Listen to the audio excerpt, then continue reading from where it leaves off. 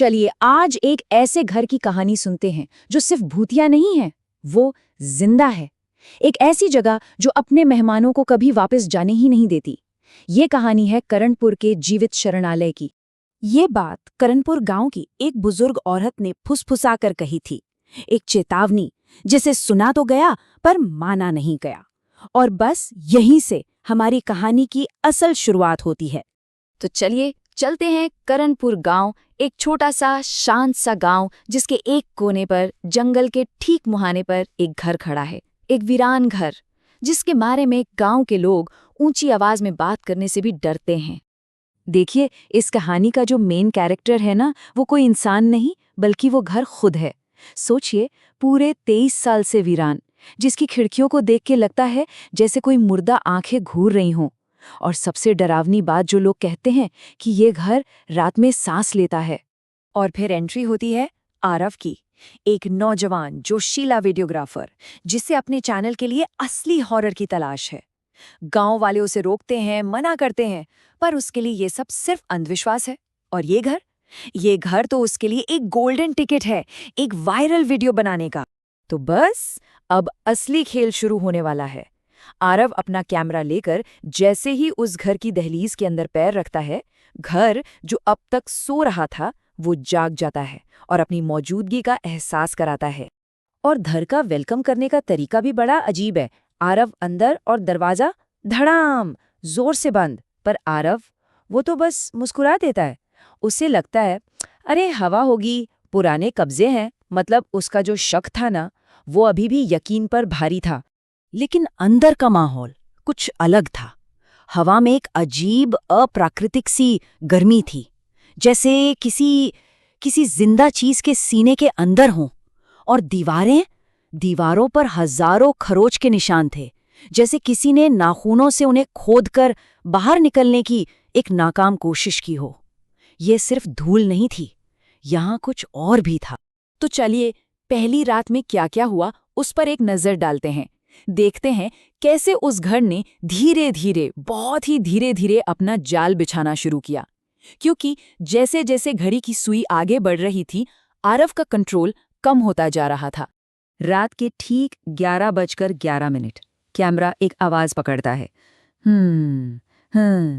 एक धीमी, भारी और एक जैसी सांस लेने की आवाज। और सबसे अजीब बात, ये आवाज किसी एक जगह से नहीं आ रही थी। ऐसा लग रहा था मानो पूरा का पूरा घर ही सांस ले रहा हो। फिर वो ऊपर जाता है। दूसरी मंजिल पर उसे एक दरवाजा मिलता है जिसे कीलों से ठोक कर बंद किया गया है। और उस पर किसी ने खुरच कर लिखा है सिर्फ 2 शब्द, सोना मत। ऐसा लगा जैसे कोई पुराना कैदी नए आने वाले को वार्निंग दे रहा हो। और फिर वो चीज होती है जो हर हॉरर कहानी में होती है। आरव अपना फोन निकालता है और कोई सिग्नल नहीं, बार्स जीरो। अब बाहरी दुनिया से उसका कनेक्शन पूरी तरह कट चुका था। अब वो उस जगह में बिल्कुल अकेला था। और ये सबसे ज्यादा चौंकाने वाला था। उसे अच्छे से याद था कि अभी तो आधी रात हुई थी, पर जब उसने अपना फोन देखा तो टाइम था सुबह के 2:03। पूरे 2 घंटे। उसकी जिंदगी के 2 घंटे कहाँ गए उसे कुछ नहीं पता, बस गायब। यहीं पर कहानी एक नया मोड़ लेती है। अब तक जो सिर्फ एक डर था, वो एक भयानक सच में बदलने वाला था। अब ये साफ था कि ये घर सिर्फ भूत प्रेत का अड्डा नहीं, ये कुछ और ही है। उस दरवाजे पर लिखी चेतावनी के बावजूद थकान के मारे आरव की आंख लग ही गई। उसे पता भी नहीं चला कि वो कब सो गया। लेकिन एक चीज थी जो नहीं सोई, उसका कैमरा। वो पूरी रात ऑन था, रिकॉर्डिंग कर रहा था। तो सबसे बड़ा सवाल ये है कि जब आरव सो रहा था तब कैमरे ने ऐसा क्या देखा? जब सुबह उठकर उसने फुटेज चेक की तो जो उसने देखा उसके होश उड़ गए। रात 3:17 की रिकॉर्डिंग। फुटेज में साफ दिख रहा था कि घर की दीवारें किसी जानवर के फेफड़ों की तरह धीरे धीरे फूल रही थीं और फिर पिचक रही थीं। और दीवारों की दरारों से इंसानी चेहरे बाहर झांक रहे थे, खामोशी से चीखते हुए चेहरे जिनकी आंखें मदद के लिए गिड़गिड़ा रही थीं। अब जाहिर है ये सब देखकर आरव बुरी तरह घबरा गया। वो भागा, दरवाजा खोला ताकि बाहर निकल सके, पर बाहर कुछ भी नहीं था। ना जंगल, ना सड़क, कुछ नहीं, सिर्फ एक अंतहीन गहरा अंधेरा, जैसे घर ने उसे पूरी दुनिया से ही अलग कर दिया हो। तो सवाल ये है कि आखिर ये हो क्या रहा है? ये घर ऐसा क्यों है? इस घर के इस अजीब भूख के पीछे एक बहुत ही दर्दनाक कहानी छिपी है। असल में ये घर हमेशा से घर नहीं था।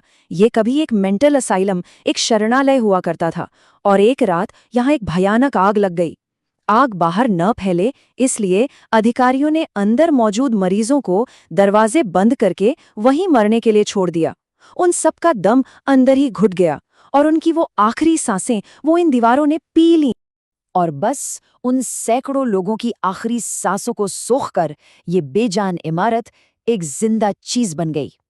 एक ऐसा मॉन्स्टर जिसे जिंदा रहने के लिए और सांसों की जरूरत है, और लोगों की।